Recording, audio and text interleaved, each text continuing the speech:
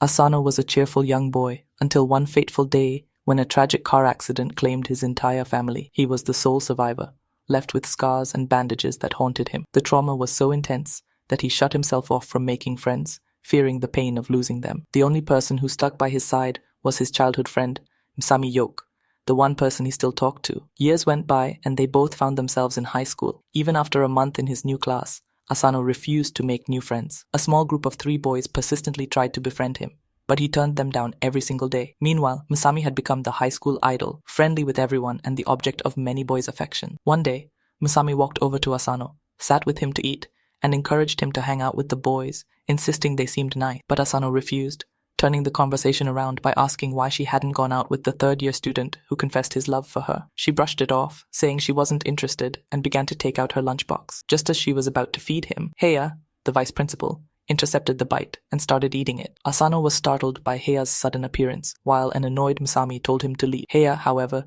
joked about not being able to resist her delicious home-cooked food before leaving and telling Asano to meet him in his office after school. Later that day, Asano, confused and uneasy, headed to Heia's office. Heya greeted him with tea and asked him to sit. Asano felt extremely uncomfortable with how close Heya was sitting. Shocked, he listened as Heya began asking about Misami and why they were so close. The situation grew stranger as Heya showed him pictures of Misami from when she was just 3 years old, despite them knowing Heya for only a month. Heya continued, explaining how he had to fend off boys from Misami, even beating up the third-year boy who confessed to her. Alarm bells rang in Asano's head when Heya suddenly pulled out a knife, pressing it to Asano's throat and telling him to say his prayers. Just when things seemed bleak, a white-haired girl burst into the room through the window. She stopped Heya, used a flashbang, and escaped with Asano. Asano woke up later in the evening, surrounded by unfamiliar faces. His social anxiety kicked in, and he tried to flee, but Misami reassured him. She introduced the strangers as her siblings, and revealed they were at the Yozakura house. The white-haired girl was Fuda,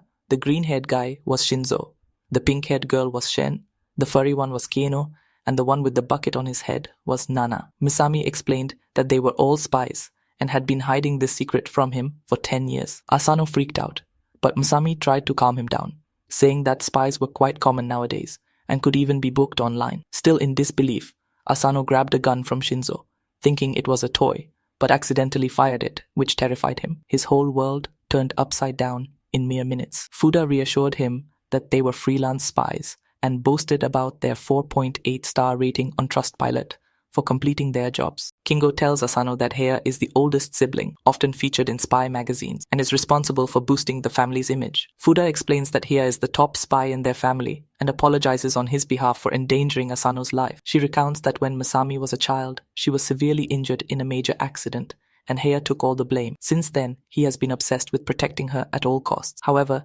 Heya had always tolerated Asano because he was a childhood friend. This changed recently when they received an online tip on Twitter about a planned assassination attempt on Misami. This gave Heya the excuse he needed to eliminate Asano. Suddenly, an alarm blares through the house, and everyone springs into action. Fuda warns that Heya must have entered the house to finish off Asano. He starts to panic, but she reassures him that he's probably safest with them, though honestly admits that their average win rate against Heya, even when 5 against 1, is only 30%. She then turns to Asano and tells him the only way to truly ensure his safety is to marry Misami immediately. She explains that their household has an unbreakable rule about not killing any family member, and even Heya wouldn't break this rule. All Asano has to do is exchange rings with Misami, and the marriage would be complete, allowing them to live as a family. The word family triggers Asano's PTSD, causing him to breathe heavily. Misami tells Fuda that it would be cruel to force Asano, who is afraid of forming connections, into this situation.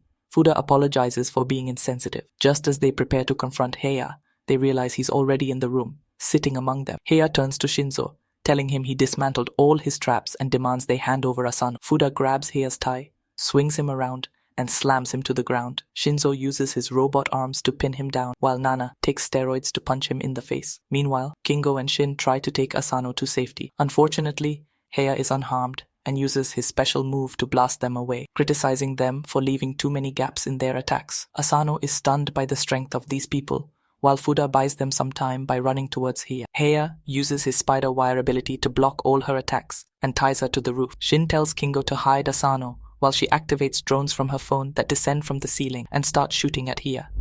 Kingo takes Asano to another room, and together with Misami, they hide him behind a picture frame. A little while later, Heya enters after destroying all the drones without a scratch on him, only to find Masami and Asano together in the room. Heya demands she hand over the boy, but Masami runs at him with a knife and their cat, only to be tied up by Heia's wires. He removes her mask, revealing its Kingo inside.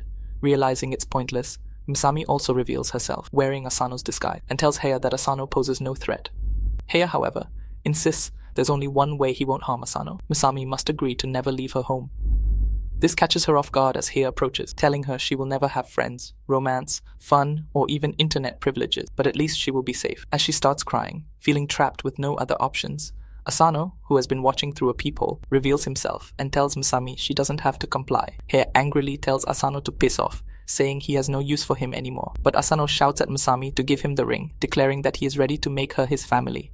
Masami cries tears of joy as she takes out one of the rings and tosses it to Asano. He leaps forward to catch it, but to their dismay, Heya is much faster and uses his spider wires to trap both Asano and the ring at the last moment. Just when Heya thinks it's all over, Asano shows his tenacity and strength by powering through the wires, even as they cut his hands to shreds. He manages to grab the ring and slips it onto his finger, completing the marriage and officially becoming a family member, as the others watch in awe. If you enjoyed this episode, make sure to hit that like button and subscribe the channel, and tell me in the comments if you want me to continue this anime. Till next time, stay safe and keep watching. See ya later, cuties.